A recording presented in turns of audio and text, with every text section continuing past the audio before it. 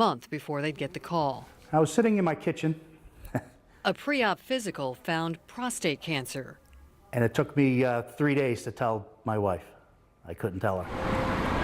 4 years later, after treatment, he is cancer-free. Cancer-causing agents do not start at a fire.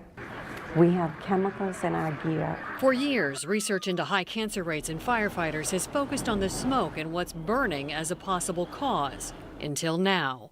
I started to look at the gear, I started researching the gear. The wife of a firefighter taking the lead, sending samples of new, never-worn turnout gear to be tested. Almost instantly we got a signal, and that doesn't usually happen in science. Graham Peasley is a nuclear chemist at the University of Notre Dame. He tested the gear for a possible carcinogen, a chemical used as a water repellent known as PFAS or PFOA. There was a lot of it there. According to the Centers for Disease Control, some studies have found workers producing PFAS have an increase in diseases including prostate, kidney, and testicular cancer. Other studies have found no correlation. A CDC study of firefighters specifically found more bladder and prostate cancers than expected.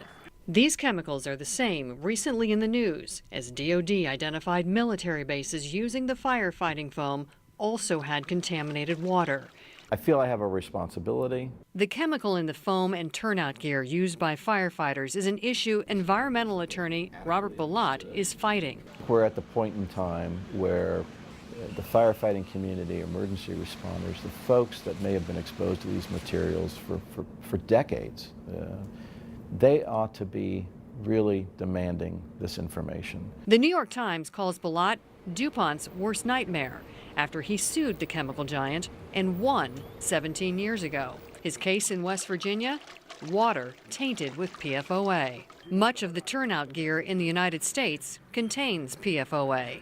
The EPA phased out manufacturing the chemical amid concerns of human health and environmental impact. Among producers, DuPont. A year ago, he sent this 196-page letter to these 4 federal agencies demanding national testing and studies of firefighters exposed to PFOA. Even though the toxicity of some of these chemicals has been well known by certain manufacturers for quite some time, it's not something that was necessarily told to the people that were actually using these materials. Documents reflect DuPont has looked at potential links between the chemical and cancers. In 1997, this paper written by DuPont scientists showed they were studying PFOA and any possible connection to testicular and pancreatic tumors. In 2006, DuPont notified shareholders attempts to regulate PFOA would hit them financially. DuPont says it no longer makes, uses, or buys PFOA and cannot comment on these materials. They referred us to Chemours, a spinoff of DuPont, who did not respond to repeated requests. Chemours makes the replacement chemical Gen X.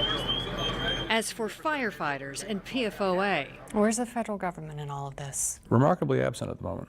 While no study has been done on a potential link between cancer and use of PFOA in uniforms, and there's no evidence that there is one, Diane Cotter is looking for answers. Are you angry?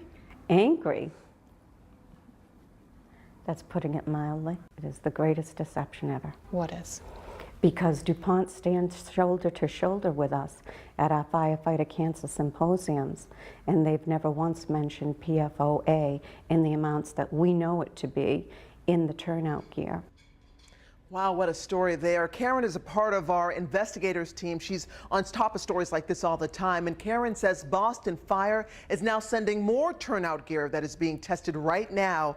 And $100 million has just been approved for a nationwide health study and to fund a cleanup of PFAS in water around military bases. Firefighters were not included in the study.